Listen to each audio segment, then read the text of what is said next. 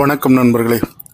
இந்த சந்தை பகுதி, காய்கறி மார்க்கெட், இந்த மாதிரி ஜாமான்கள் வாரத்தில் ஒரு நாள் நடக்கக்கூடிய இந்த மார்க்கெட்டுகள் இங்கெல்லாம் பார்த்திங்கன்னா கூட்டம் அதிகமாக இருக்கும்.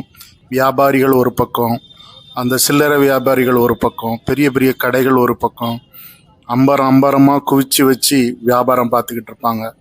ஸோ அப்படி நிறைய நேரம் 1000 தலைகளை கண்டா நம்மளுடைய பாவங்கள்லாம் போயிடும் அப்படின்னு சொல்லி நிறைய புராணங்கள் கவிதைகள் எல்லாம் சொல்லுது. அதாவது கூட்டம் அதிகமான இடங்களை நம்ம பார்த்தோம்னா, நாங்கள் ஒரு பிடிச்சமான ஒரு காய்கறி மார்க்கெட்டுக்கு நான் போகிறேன். ஒரு காய்கறி கடை. அந்த கடை எனக்கு எப்போவுமே ரொம்ப பிடிக்கும். எல்லா ஊர்கள்லேயும் வித்தியாசமான காய்கறி கடைகள் இருக்குது. இதுவும் ஒரு காய்கறி கடை. பாருங்கள், இஞ்சி, தக்காளி, இப்போ புடலங்காய், என்னென்ன எல்லா காய்கறி வகைகளும் நமக்கு இங்கே கிடைக்குது. இப்போ நம்ம எங்கேயோ இருக்கிறோம், தமிழ்நாட்டிலேருந்து வந்திருக்கிறோம்.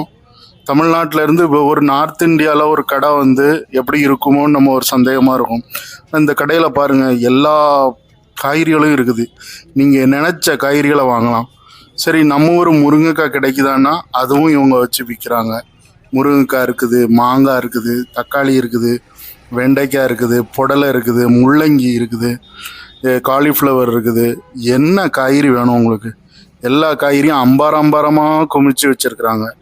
அந்த காய்கறிக்குள்ளே தான் அவங்களே நிற்கிறாங்க, நின்றுக்கிட்டு வியாபாரம் பார்க்குறாங்க. எனக்கு இது ரொம்ப பிடிக்கும்.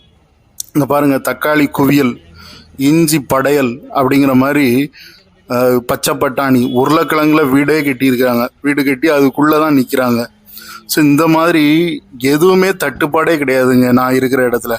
ஸோ இந்த மாதிரி எனக்கு காய்கறி கடைலாம் ரொம்ப பிடிக்கும். பார்க்குறதுக்கே மகிழ்ச்சியாக இருக்குது. வீடியோ பிடிச்சிருந்தா